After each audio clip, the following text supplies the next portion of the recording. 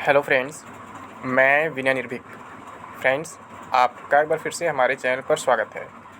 तो friends, RRB NTPC CBT 2 and court case का effect NTPC CBT 2 postpone. आप लोग लगातार इस पे सवाल कर रहे थे कि कोर्ट केस की वजह से एनटीपीसी सीबीटी 2 पर क्या इफ़ेक्ट पड़ेगा, क्या एनटीपीसी सीबीटी 2 पोस्टपोन हो जाएगा या फिर अपने टाइम से होगा, कोर्ट केस में कौन जीतेगा कौन हारेगा, क्या होगा, या फिर रेलवे कोर्ट का बात नहीं मानेगा। तमाम तरह का आप सवाल कर रहे थे फ्रेंड्स। ठीक है, तो आज इसी का जवाब मैं लेकर के आया हूँ कि आगे क्या हो सकता है या फिर क्या होने वाला है। तो फ्रेंड्स, मैं पहले ही बताया था कि जब कैट में केस हुआ था तो मैं क्या बोला था, कैट में क्या होता है, हियरिंग बहुत जल्दी जल्दी मिल जाता है, बस रिजल्ट नहीं निकल पाता है। और उसमें क्या था, मैं यही बताया था कि पहले दिन हो सकता है केस डिस्पोज हो जाए या फिर पहले दिन डिसीजन भी आ सकता है अगर सब कुछ बिल्कुल क्लियर हो तो। वैसे नॉर्मली क्या होता है, कैट में बहुत जल्दी डिसीजन नहीं आता है। तो हुआ क्या फ्रेंड्स, वहाँ पे हुआ ये कि केस जो डिस्पोज तो नहीं हुआ, वो क्या किया गया, केस को विड्रॉ कर लिया गया क्योंकि रेलवे ने रिजल्ट उसी दिन रिलीज़ कर दिया। ठीक है, अब इस बार की बात आती है, इस बार चर्चा ये है कि ये केस हाई कोर्ट में हो रहा है। ठीक है, अभी तक मुझे कोई ऑफिशियल कंफर्मेशन नहीं मिला है, इसलिए मैं चर्चा है वर्ड यूज़ करूँगा। ठीक है, क्योंकि अभी तक जो है मेरे पास ना तो डायरी नंबर मिला है ना तो केस नंबर मिला है, शायद आज या कल में मिल जाए। ठीक है, वैसे सभी लोग जान रहे हैं इस बार हाई कोर्ट में ही केस करने का प्लान था और मैं आपको अभी ऑर्डर शीट दिखाया ही था, क्योंकि ऑर्डर शीट तभी लगता है जब हम कैट से हाई कोर्ट में जाते हैं तब।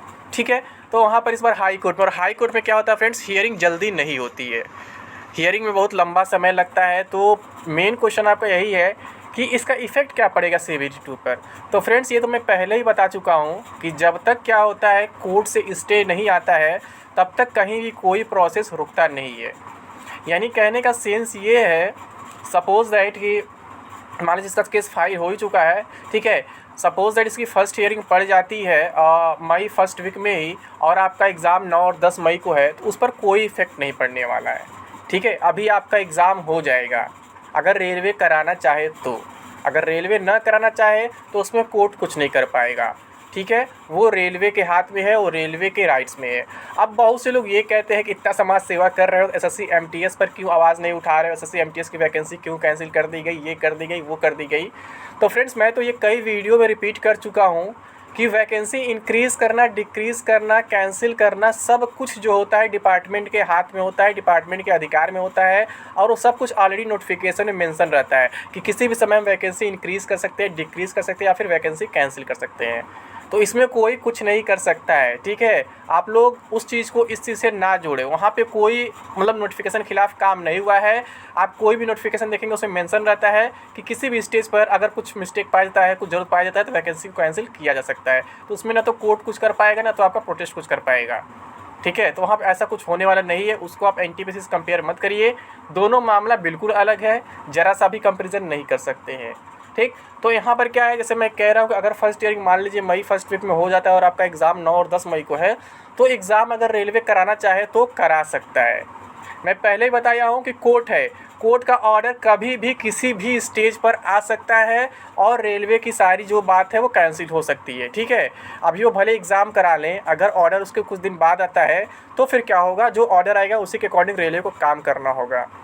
जैसा कि मैं कहा ना कि जब नोटिफिकेशन मेंशन रहता है कि किसी भी स्टेज पर वैकेंसी कैंसिल करा सकते हैं, तो चाहे तो सीबीटी 1 कराने के बाद कैंसिल कराए, चाहे तो उससे पहले कैंसिल करे, या सीबीटी 2 कराने वैकेंसी कैंसिल करे, कभी भी कर सकते हैं। तो वैसे ही कोर्ट का ऑर्डर जो है कभी भी रेलवे के ऊपर आ सकता है। अभी तक केस की एक भी हियरिंग हुई नहीं है, तो अभी तक के अकॉर्डिंग जो है सीबीटी 1 सीबीटी 2 जो है रेलवे अपना करा सकता है। ठीक, सीबीटी 2 हो सकता है सारे लेवल का एग्ज़ाम करा ले अगर रेलवे चाहे तो, लेकिन उसके बाद अगर इस सीबीटी 2 के खिलाफ जो है कोर्ट का ऑर्डर आता है, यानी कि ऑर्डर आता है कि पहला रिजल्ट वैलिड हो, तो ये सीबीटी 2 कैंसिल करना पड़ेगा रेलवे को और फिर से दोबारा सीबीटी 2 कराना पड़ जाएगा केवल क्वालिफाइड कैंडिडेट्स का, केवल जो फर्स्ट रिजल्ट में थे। ठीक है, मैं क्यों कर दोबारा करना पड़ जाएगा, दोबारा करना नहीं पड़ता। इसमें से क्या करता है, केवल फर्स्ट कैंडिडेट को ले लेता है। लेकिन प्रॉब्लम क्या हुआ है, कुछ कैंडिडेट्स जो है लेवल 6 से बाहर हो गए, आपको मालूम होगा। आई थिंक 10 से 11 जोन है जहाँ पे कट ऑफ इंक्रीज़ कर दिए गए, 0 पॉइंट समथिंग में, कहीं 1 पॉइंट समथिंग में पूरा इंक्रीज़ कर दिया गया है। ठीक है, अब जो लोग ध्यान से नहीं देखे हैं उन्हें नहीं मालूम है, बट मैं देखा हूँ, पता चला, मैं पूरा लिस्ट दे दूंगा उसका कि कहाँ का कट ऑफ इंक्रीज़ हुआ। इस वजह से क्या है कि सीबीटी 2 होने के बाद भी कैंसिल हो सकता है, या फिर कहे तो आप लास्ट स्टेज तक पहुँच जाओ तो भी कैंसिल हो सकता है। डिपेंड करता है कोर्ट के ऑर्डर पर, कोर्ट का ऑर्डर क्या आता है। अब मान लीजिए जो फर्स्ट रिजल्ट में क्वालिफाइड उनके ऊपर कोई इफेक्ट नहीं पड़ेगा, ऑर्डर कुछ भी है, वो तो फर्स्ट में भी क्वालिफाई थे, रिवाइज में भी है, रिवाइज में भी बस गिने चुने बाहर हो गए जब कट ऑफ इंक्रीज हुआ है तो। लेकिन जो रिवाइज वाले में आए हैं उन्हीं के ऊपर सबसे अधिक खतरा है। मैं बार बार कह रहा हूँ, अपने आप को सेफ ना माने, कन्फर्म ना माने, लेकिन हाँ प्रिपरेशन करते रहें। अगर एग्जाम देने का मौका मिले तो एग्जाम देने जाए, कोई डाउट नहीं है, क्योंकि एग्जाम देने से आपको एक्सपीरियंस ही मिलेगा, आपका नॉलेज बढ़ेगा, खराब नहीं होगा, नुकसान नहीं होगा वो। और मैं बार बार ये भी कह रहा हूँ, मुझे किसी से कोई दुश्मनी नहीं है, लेकिन सबको अपना बात रखने का अधिकार है। आप प्रोटेस्ट से रिजल्ट रिवाइज करवा सकते हैं तो ये लोग कोर्ट केस क्यों नहीं कर सकते हैं? इनके साथ भी तो गलत हुआ है। कहाँ 11 गुना में कंपटीशन होता, कहाँ 50 गुना में कंपटीशन, तो अंतर है ना। तो इस वजह से इन्हें भी अपनी बात रखने का मौका दें। और रेलवे अपना काम आगे बढ़ा ही रहा है तो अभी बढ़ाते रहे, अपना प्रिपरेशन करते रहे, एग्ज़ाम दे। एग्ज़ाम पे अभी तक कोई इफेक्ट नहीं पड़ा कोर्ट केस का। जब कोर्ट केस की हियरिंग स्टार्ट होगी उसके बाद ही कुछ पता चल पाएगा कि कोर्ट का रवैया क्या है। क्या पहले हियरिंग में कोर्ट कहता है रेलवे को रोक लगाने को, या फिर दूसरी हियरिंग, तीसरी हियरिंग में, वो तो बाद में पता चलेगा ना।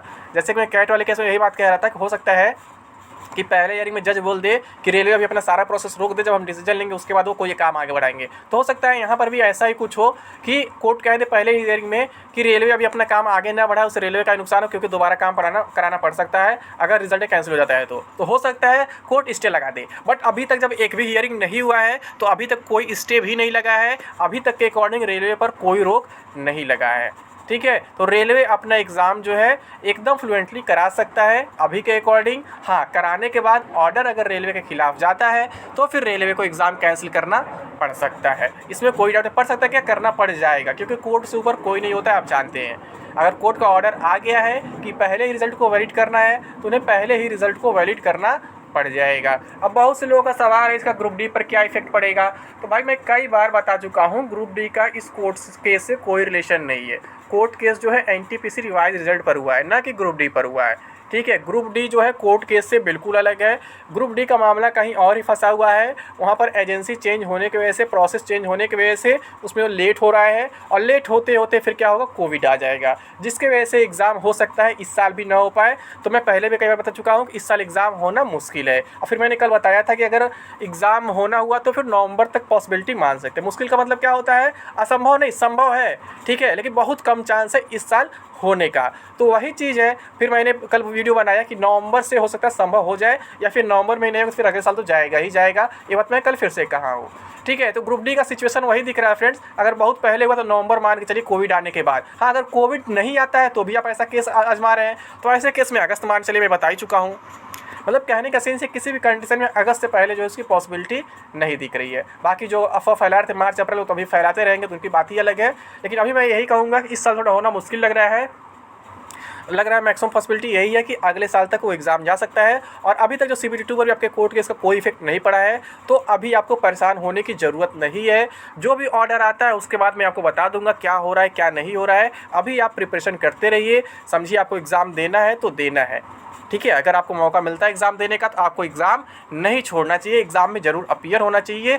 इसका कहीं ना कहीं फ़ायदा आपको देखने को मिल जाएगा। ठीक है फ्रेंड्स, तो उम्मीद करता हूँ आपका ये डाउट क्लियर हो गया होगा कि कोर्ट केस का क्या इफेक्ट पड़ेगा, क्या नहीं पड़ेगा, CBT2 पोस्टपोन होगा कि नहीं होगा। ठीक, अभी के लिए बस इतना ही। Thank you. जय हिंद, जय भारत।